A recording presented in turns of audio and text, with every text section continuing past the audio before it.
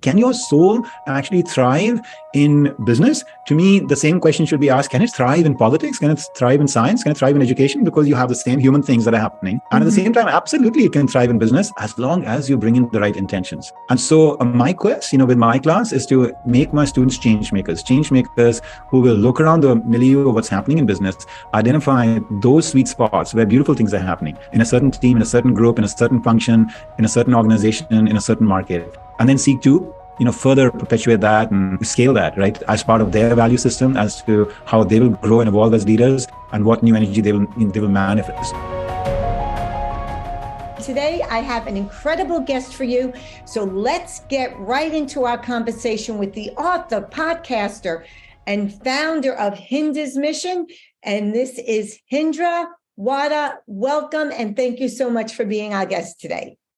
Thank you, Patty. Hitendra. I know that's a mouthful. But anyway, for our listeners, hi, and I'm joyful to be here today. And this is embarrassing, folks, because I literally asked him exactly how you pronounce his name. And then I'm so excited to introduce him. So, Hitendra, I know that you've been in I'm going to call it the world's most non-progressive industry outside of investment banking, which is consulting.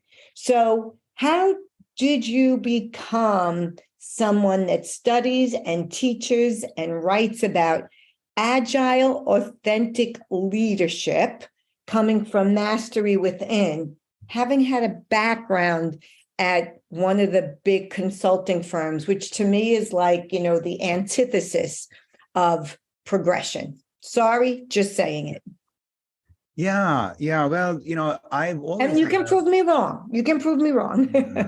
No, I love, provocations. It pushes my thinking forward in many, many important ways. I had always a deep passion for the inner life. I was around 10, growing up in India, when I was very drawn to some of these, these bigger questions about, what is my relationship with the universe? And, what happened before I was even conceived, let alone born, and what happens after I die? And, am I only meant to be seeing these, 6 people as my family because the same blood apparently runs through our veins? Or is it like even the rest of the world, not my family as well? And, so these kind of deeper, more philosophical, esoteric, more spiritual. Yeah. So esoteric. Yeah. Yeah. And then I ended up pursuing certain spiritual paths and Whoa, slow down. So share with especially because you were born in India, right? So there's a lot of spirituality going on over there. So which spiritual paths? Take us into the inner workings. Pull back the curtain, reveal a little bit. Because people say spiritual paths all the time, and half the time I don't know what that means. Yeah, I appreciate it. Well, I will do so, and then I'll come back to your your thoughts about, what does this have to do with consulting? Right. So yeah. See, in India, of course, it's a nation infused with the Vedas and the Gita and the Upanishads, which are all texts from rich in culture times, right? Yeah. And Hinduism is a very different kind of faith from the ones we are used to on the Abrahamic side, Islam, Christianity, and Judaism, in the following sense, that it's a very assimilative faith. It's a faith that welcomes any and all truth seekers, who are on their own path. It doesn't seek to convert them.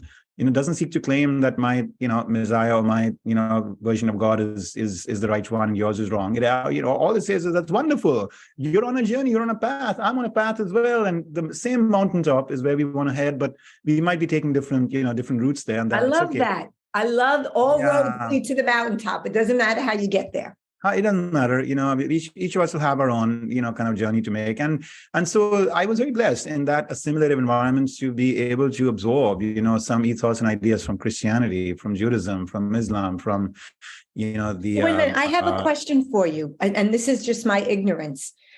I thought that Hinduism was established long before Christianity, Judaism, and Muslim. So how does Hinduism take from that religion? Or did I misunderstand you? Yeah, no, I mean, since it's very assimilative, what that means is even though it's 5,000 plus years old, and certainly, Christianity, Buddhism, Islam, much younger in that regard, only about 2,000 years or so. With Hinduism, when the religion has interfaced with some of these other faiths, when conquerors have come in, for example, to the Islamic rule time, or Saint Thomas, one of the apostles, came in right after a couple of centuries, or within the first century, within Christ's time.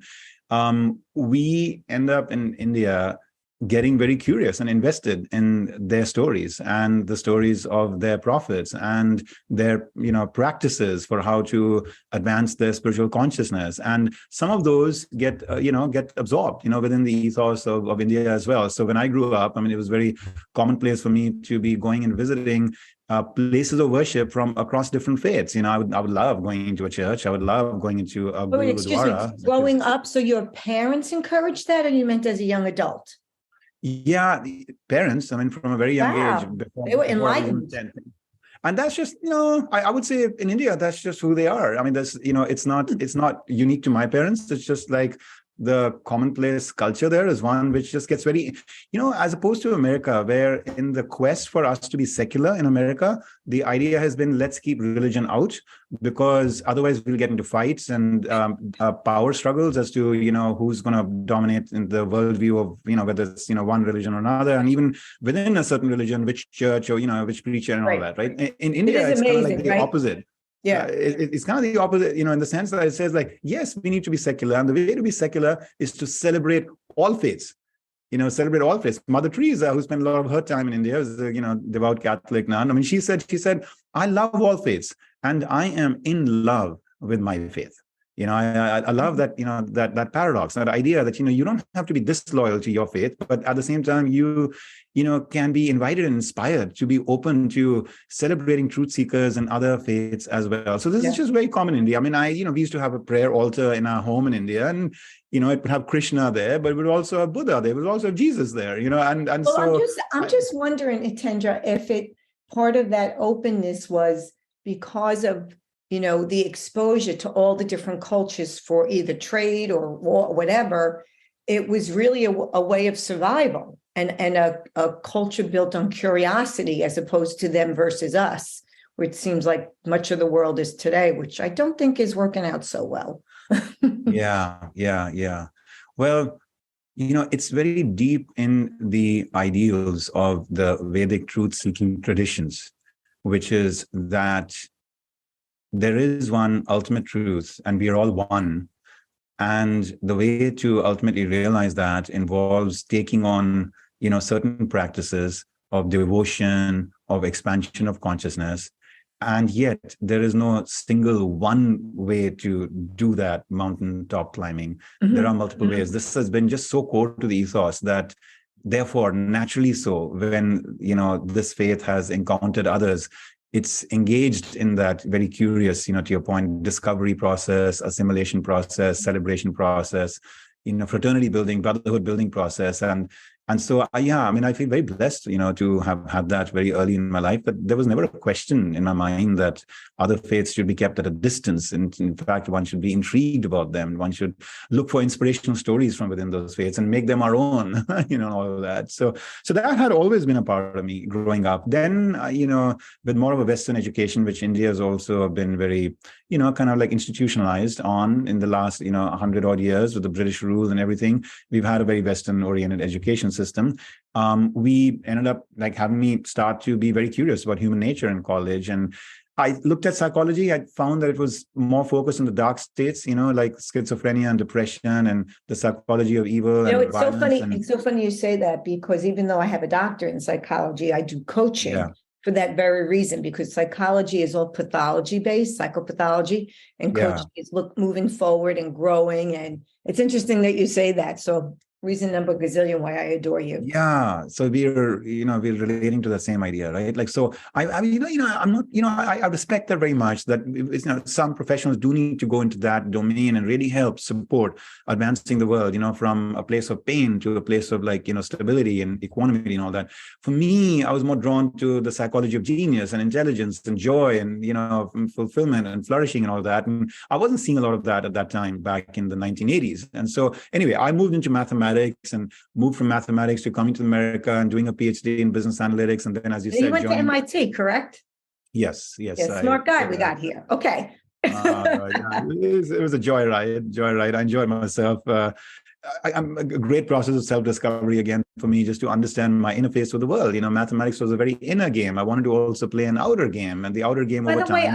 are you also a musician? Because many of the people that I know that really embrace, and I'm thinking of a couple of clients I have that embrace math, are also musicians, and I think it has to do with the neural pathways. So, are you also a musician? It's a good question to ask, and it's a good observation you're making. And I agree. I've noticed a number of them either being like chess players, musicians, or something. Right. In my case, I have to confess, no. I mean, I enjoy music, of course, like I'm sure we all do, but I wouldn't claim to have much talent in that area.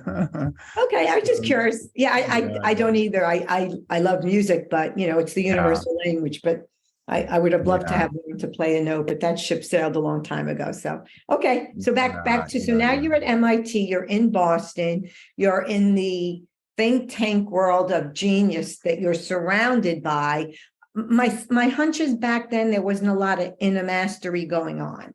Yeah, that's true. Not much at all. Not much at all. So I had basically my life split into these two parallel tracks, right? One track was the inner life, and I was studying some of the world's mystic traditions. Yogananda, who was a, pioneer in bringing yoga to the West in the year 1920 and setting up an institution called Self-Realization Fellowship to really put into modern language in a well-packaged form, direct-to-mail kind of lessons on the spiritual life and how to advance yourself closer and closer to that place of self-realization.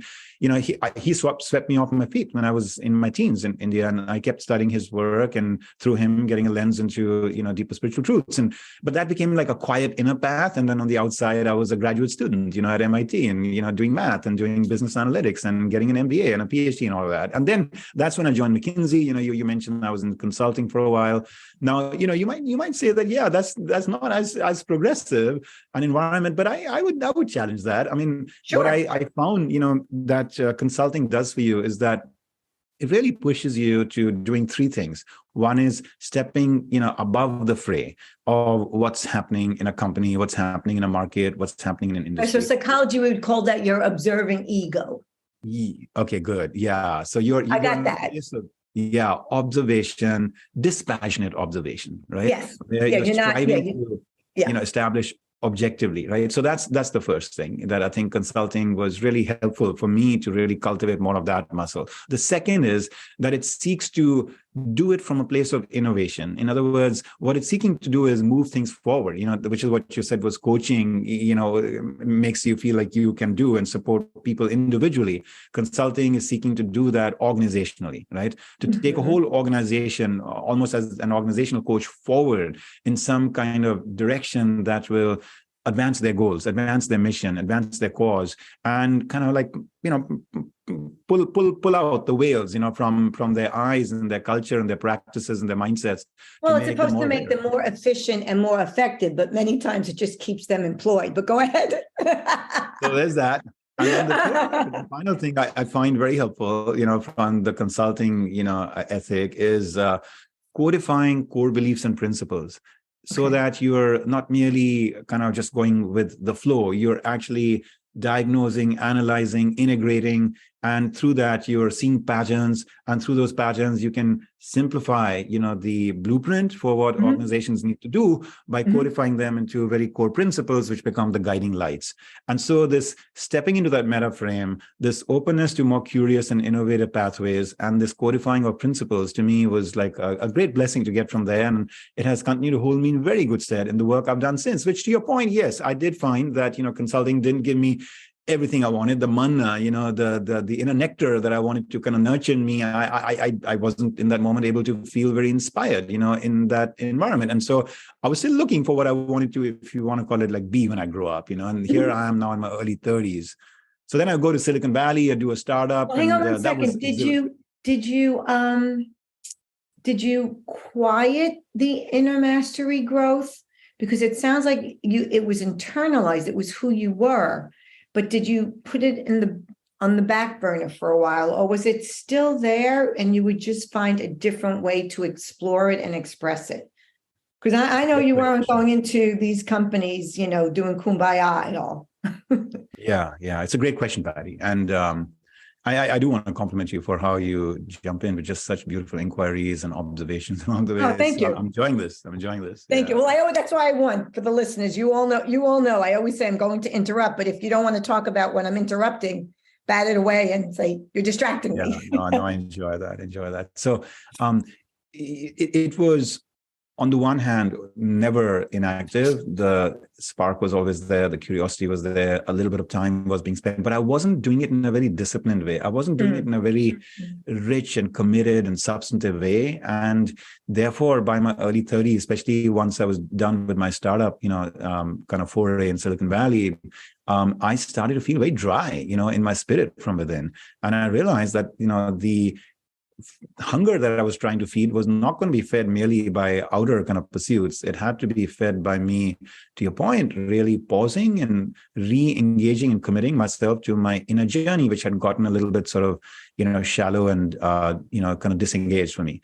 And so during that period of great ferment in my life, I'm now in close to my mid-30s, I paused on a few things. I recommitted myself to my meditation practice, which I had, put a little bit on the wayside in the last, couple of decades. Well, hang on 1 second. I just want to understand the timeline, Hitendra. So you left McKinsey and went and did your startup, or you sparked the flame? Okay, and you went to Silicon Valley. So you really put yourself in a place of also self-discovery, although I don't know how much that was true back then with Silicon Valley and working 25 hours a day. So just share with us. So you had a family, you were married at the time when you left McKinsey. So what was that conversation like, right? Because that's a game changer, right? You're at McKinsey, you're making a lot of money. Of course, you have no life, but whatever. So give us the inner workings of how you negotiated that with yourself and then with your family. Yeah, it was not easy. I had until then led a very sheltered life in that I had been just part of institutions. When I was growing up, my father was in the state police in India. He was part of a national police service. And, it was a very protected kind of environment for us to be part of. And then I went to college. That's the first time I, as a bird, flew out of the nest. And that was a very stately and very recognized college in India. And then I identified with the fact that I'm a student at this college. And then from there, I went to MIT. Now I'm at MIT. And then from there, I went to McKinsey. Now I'm at McKinsey. Right. And this was and kind of a situation that I was throwing myself out, into a environment where there was no institution for me to, gain my Well, there's no prestige. There's no prestige. Yeah, or protection, or a sense of okay, this institution will carry me forward. It'll guide me. It's got principles and ideas that I just need to latch onto, and then that will be my path or anything like that, right? It was completely open terrain for me. So I, pack my bags. I leave McKinsey. I'm in Silicon Valley. I'm renting, some space for a while, talking to two other, co-founders that I want to start a company with, and we started doing our research and our thinking, our conversations, completely the open terrain that I'm in. And you're right, it was a psychological thing for me to negotiate that with myself. I think the way I made peace with it for myself is that, Hitendra, it's possible that you're not going to be successful, or you might. But even if you're not, in business terms, in financial terms, the amount of learning that you will get from having played a game very different from what you have played so far is going to be invaluable to you. So I convinced myself of that. That helped me make peace with it for myself. And then I have to give a lot of credit, to my wife. We didn't have children at that time, but for my wife, she's been such a tremendous foil for me, a support for me, and a reassuring force in my life. And she just encouraged me, supported me, tuned into that renewed hunger I had at this time for wanting to do more innovation stuff. And in fact, for a period of time, even became the main breadwinner for us, because I was not earning anything, for a certain period of time, or I needed a loan, to get my startup, to the next level and all of that. So she's been a great sport, and I'm, very, very grateful, for that. And what does your wife do? What was she doing at the time? Yeah, she has an MBA in marketing. She had, at that time, a career in marketing. When we were doing a startup in Silicon Valley, when I was doing my startup and she was in her marketing career, that's when she started to expect, our first child, our only child, our daughter, Marie Nalini. And that time when she was advancing in her pregnancy, she decided to pause on her career and become a homemaker and a mother. And so now we have two no earners. What are you guys living on? Yeah, by that time I was, my startup was off the ground in finance. Oh, okay. So it was a modest income, because it was a startup income. We had a lot of stock, in the company. Sure. But yeah, no, it was a time very rich for us in discovery. And so what did you do? What was the company you created? Tell us a little bit about it. it was called Paramark, as in a new paradigm for marketing. And, I love that. Yeah. Yeah. And it was in the Web 1.0 days, around 99 to 2002. The technology field was just, bursting, on the scenes of that time. Google was being incubated and others.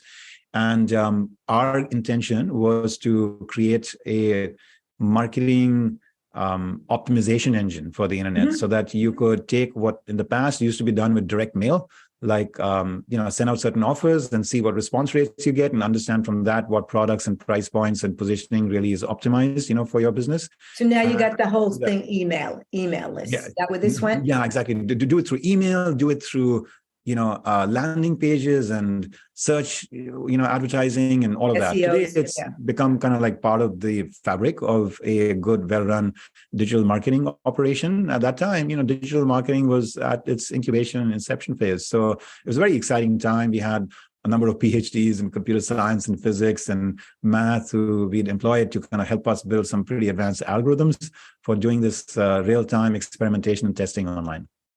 Okay, so that sounds exciting. And talk about, right place, right time. I don't even know if you were ahead of the curve or you were right in the middle of it. So just to fast forward, what happened to that company? Did you sell it for $1 gazillion to Google? We reached a certain peak of valuation, and then we raised 10 million in venture capital. I was the founding CEO, and then we struggled. The market, crashed around us. The tech bubble burst. I don't know if you remember. Well, what year was this? It wasn't 87. 2001, 2002. Okay.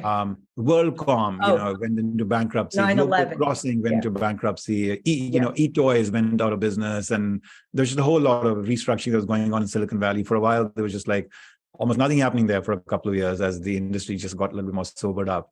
But, we were one of the, casualties, so to say, of that era. We needed to raise more venture capital, and ultimately the main financing source we had, our venture capitalists, decided to roll up our organization into one of the other portfolio companies who I realized was not going to necessarily have a strong business model and survivability of its own. And so I left at that time, which was 3 years into the making of my startup. It was kind of like giving up my own baby, my own dream. It was heartbreaking. Oh, I'm sorry.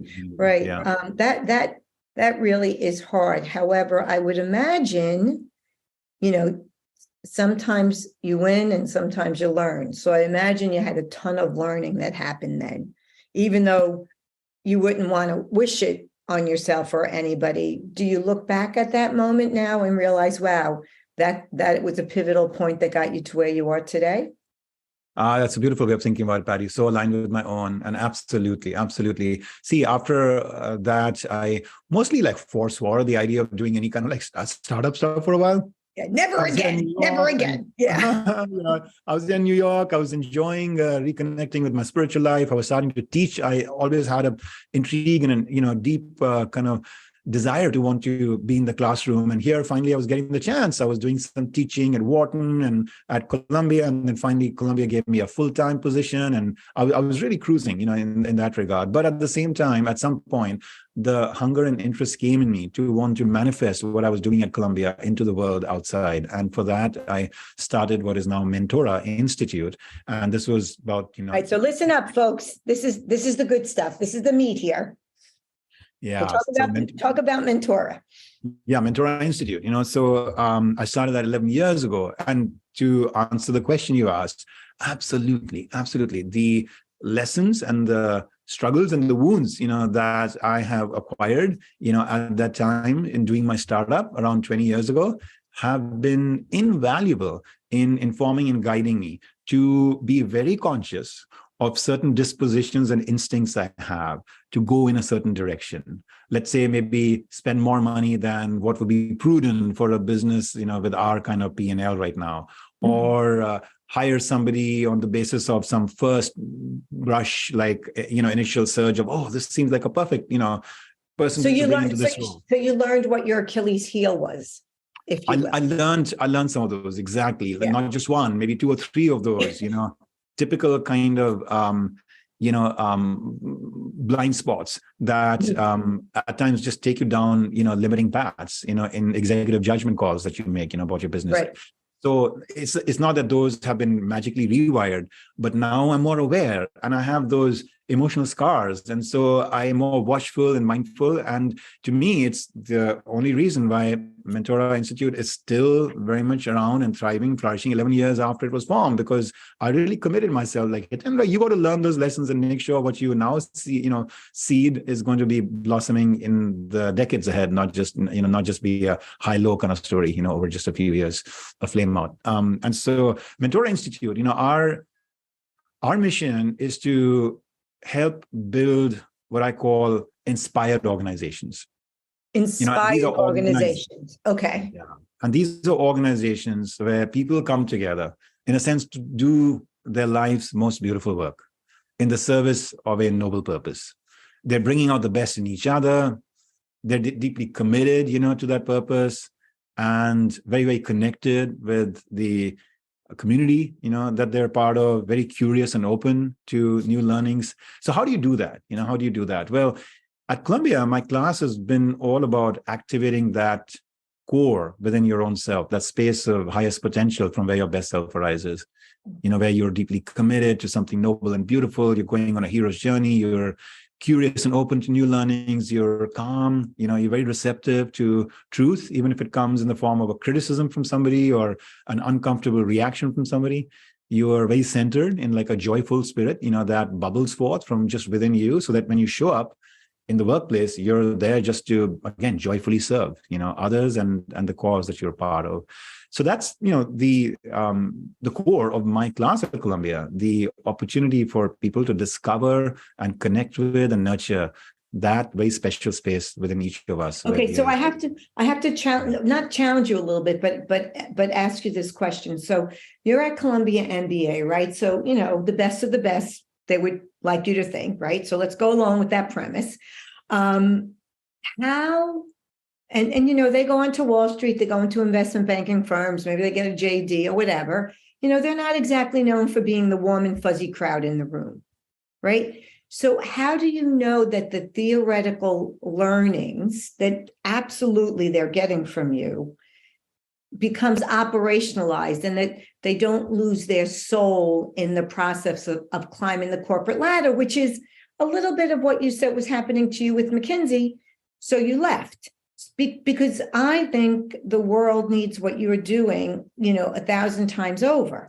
But, the first question would always be on Wall Street, all right, what's the ROI? How could you possibly say to a board of directors, you bring me in, I'll teach inner mastery, I'll teach leaders how to be agile, authentic, all that good stuff. They're going to say, great, what's the ROI on that?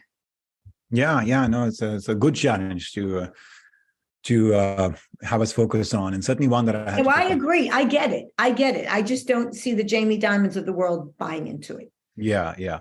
Well, I want to start first by just dissolving these boundaries between like business and the rest of society. Oh, well, sure. And also, by the way, and along those lines, there's very few real business problems. There's personal problems that show up as a business problem. I agree with that. Yeah. And also, I think that I have, had the opportunity to be, very close to people in government, in social activism, in education, beyond those who are in business, as well as in medicine, in law. And I don't find any discipline to be, in any way of higher consciousness than others. In other words, the goal may not be to make money. It may be to impose like your view of what you think reform and change needs to be in the world on others. But along the way, even in social activism, ego comes in, blind spots come in, anger and, annoyance comes in. You start fighting with each other. You're inefficient about the way you do things. And, self-serving kind of interests come in, turf wars come in. I mean, these are things that happen in business, they happen in government, Sure. they happen in education, they happen in social activism, in medicine, and law, and arts, and science, and everywhere. It's called human. It's called being human. Exactly. So, and on the other hand, for those of us not in business, I will have to share that I have been deeply inspired by many organizations in the business world with how they have been just very impassioned about wanting to advance the world in some material way, right?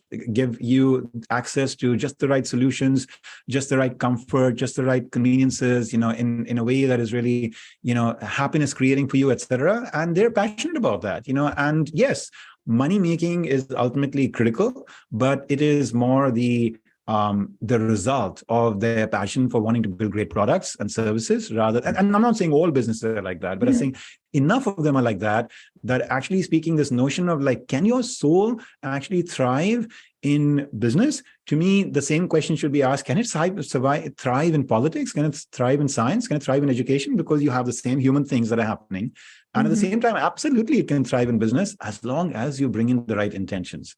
And so my quest, with my class is to make my students change makers who will look around the milieu of what's happening in business, identify those sweet spots where beautiful things are happening in a certain team, in a certain group, in a certain function, in a certain organization, in a certain market, and then seek to, further perpetuate that and, scale that, right, as part of their value system as to how they will grow and evolve as leaders and what new energy they will manifest. Because we do need reform in business. We do need, as you're pointing out, right, business folks to think with much more of a deeper social commitment, a larger heart, a more attuned, human-centered kind of, approach to the way they run things.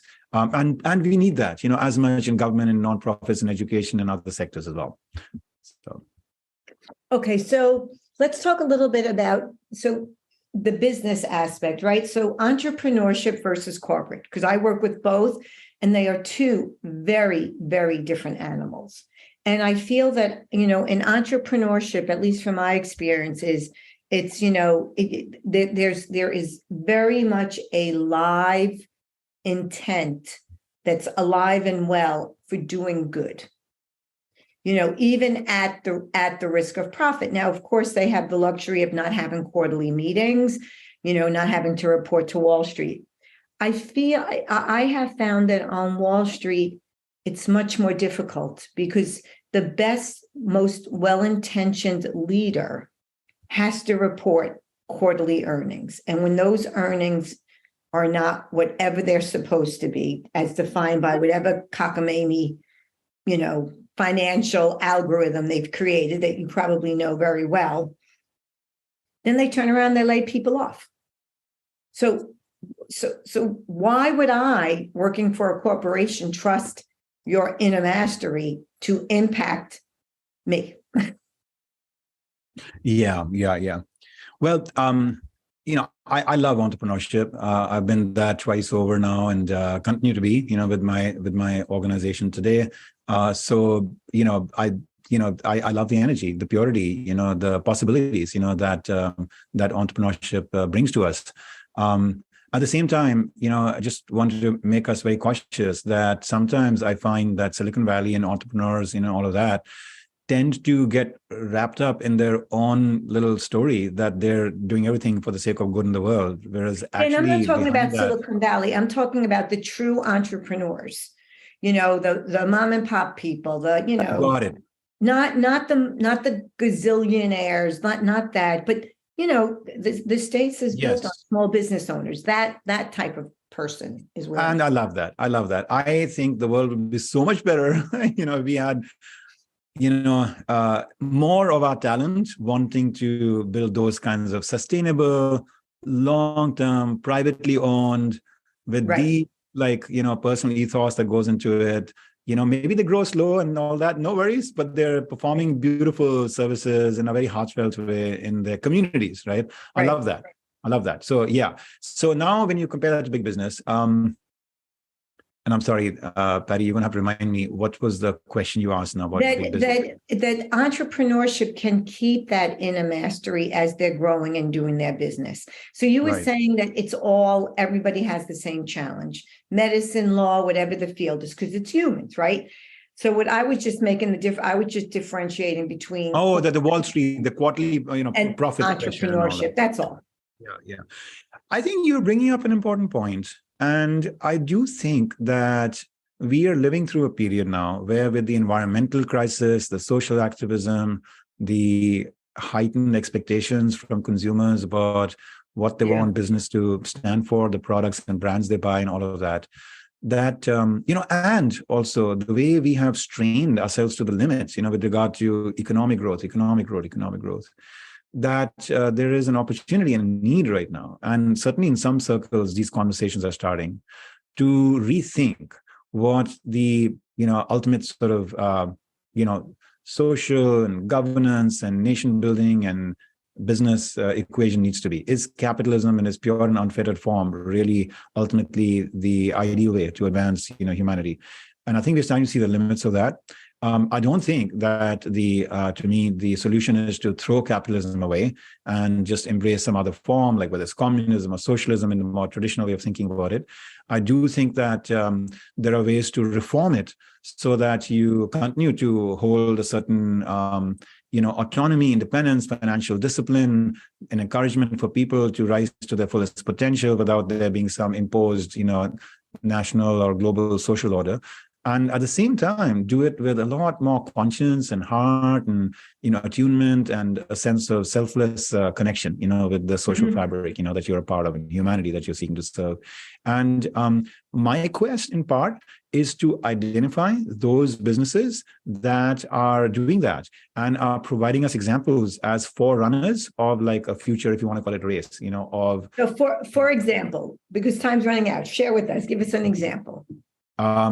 To me, if you look at the way Southwest used to be, run during its founding days and its early decades, I think it was a tremendous innovation in the airline industry to take almost like a joyless, profession and make it very joyful, make it very employee-centered. And it's one industry that has perfected the art of how not to run a business. That's for sure.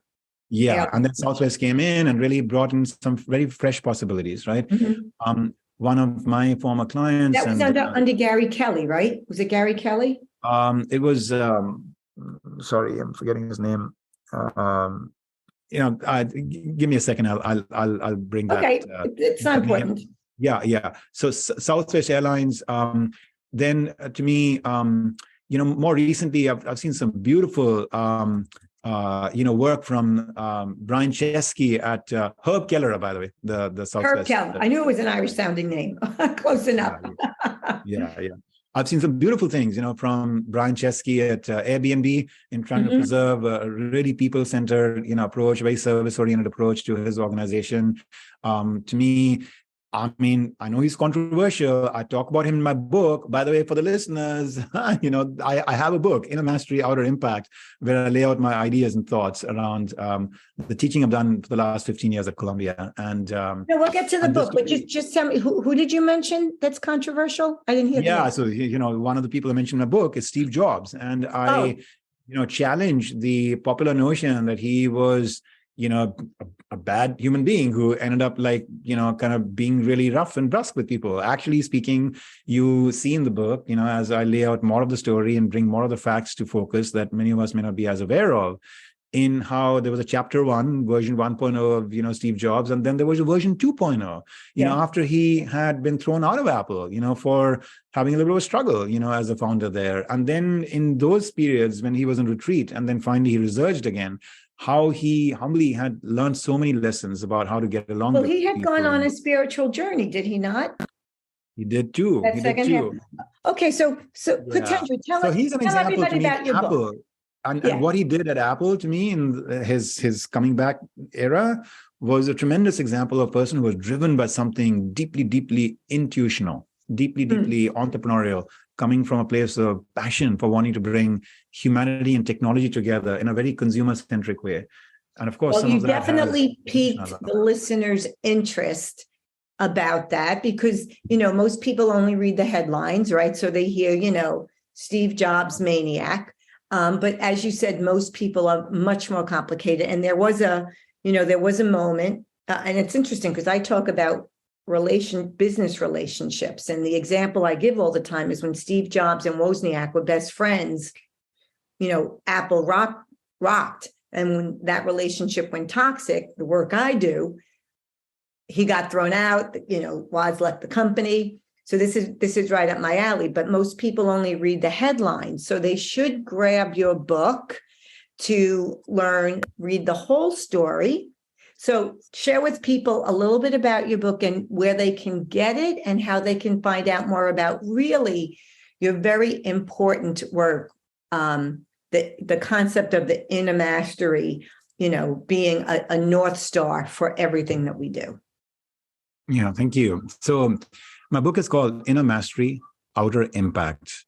And the subline is how your 5 core energies hold the key to success. We all want success in life, both outer success in wanting to have people admire us and appreciate us and give us opportunities, both in our professional life as well as in our personal life, to make it flourishing and good and all of that.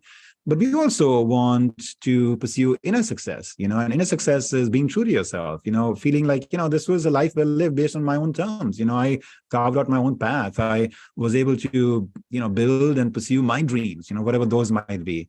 And usually we find that there is a huge conflict between the inner and the outer. We compromise one for the other. We either become kind of like just our own agent and we burn bridges and, compromise relationships or we kind of just succumb to the pressures and demands and expectations of the world and society and our family. And we feel like we're a pale shadow of the person we really wanted to be from within. And so what my book does is basically gives you a path through which to bring both these worlds together, to recognize that actually this is a false dichotomy, that there is a path we can take to activate, the state of what I call the inner core within you. And when you do, you both shine from within, you feel very true to yourself, very harmonized, but also from the outside, you start to attract more, just opportunity, more support, more engagement, more successful relationships, which I know you do a lot of work on, Patty.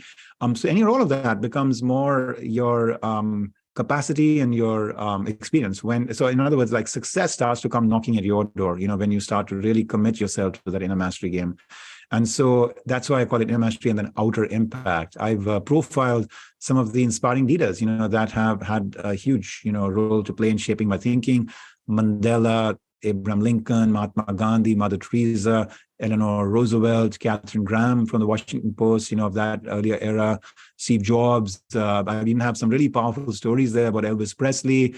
A number of stories from the lives of my, executives and students who've taken my class, incredible people with incredible power and purity and possibility, to what they've been able to manifest, which I show as a way to help you and me and all of us awaken to the idea that, oh my heavens, we might be complicated people, as you were rightly saying, but actually within us is something heroic and something beautiful and something pure. And my heavens, if only we discover that, knew that, life could be just so much more infused with meaning and, a great sense of joyful pursuit, even while we cannot control, how perfect the outer conditions of our life are, other people's behavior and choices and what happens in the economy and society. We can't completely control that, but we can very much bring heroic and, just a beautiful quest to each moment in our life, to embrace it and explore it to its fullest potential. And anyway, so that's what the book does. It does it through what I call 5 energies: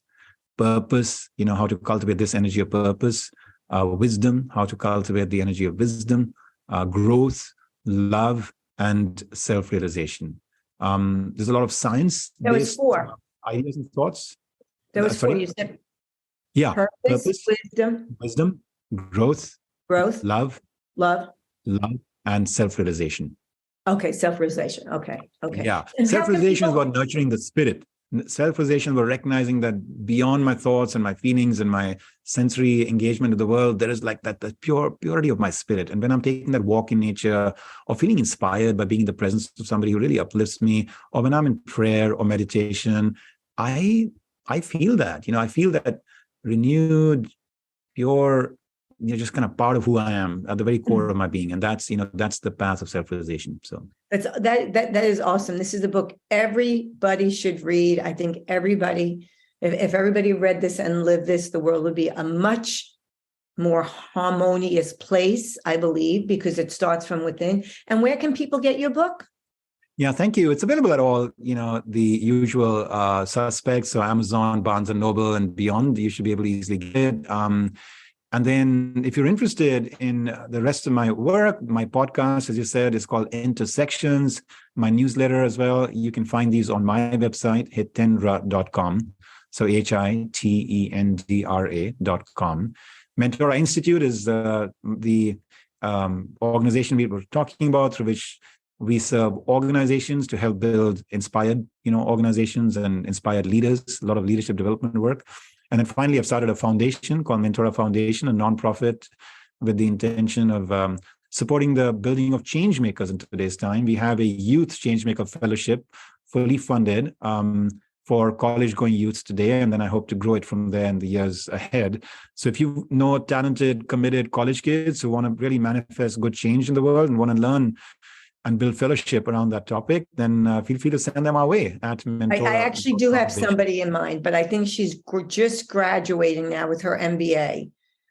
Too old, or does that work? Yeah, she'll be too old for the youth fellowship, but we will have other programs that we want to put out there for people of her demographic too. So keep her in mind, ask her to keep the foundation in mind. I will. Yeah. One last question, because I know you have a hard stop. What is the one song that you can't live without? I love George Harrison's My Sweet Lord. Oh, why? Yeah. For a number of reasons. One is I love music that is devotional, which is expressing a certain yearning, which is very natural to all of us, to want to be really connected with the universe, to be connected with everything, to be timeless and eternal, to experience pure bliss and joy all the time. And that's what I see him hungering for in that song, really appealing to his master, his creator, the divine mother, the heavenly father, out there, that, hey, please, I want to, I want to know you, I want to know you. I want to connect with you. I want to fuse with you. And, I get pulled by these human impulses and, hungers and habits down from that consciousness, but that's where I want to go. So I love that. The second thing I love about it, given that I have, lived between these two worlds, East and West, India and America, is that he actually fuses these two worlds. He starts off in that with Hallelujah as the chorus. Yeah. So he goes from Hallelujah as the chorus to Hare Rama, Hare Krishna, which is more like invocations to the Hindu gods, in the East. And so that beautiful fusion of Christianity and Hinduism, to me, is the beautiful expression of the universality of faith and religion and devotion. So anyway, kudos to him. It's been a big favorite of mine. That's great. This is such a great way to end. I have such a warm feeling now. So Hitendra, thank you so much for your time and your wisdom. It really was fantastic. I think everybody should not walk, but run to get your book.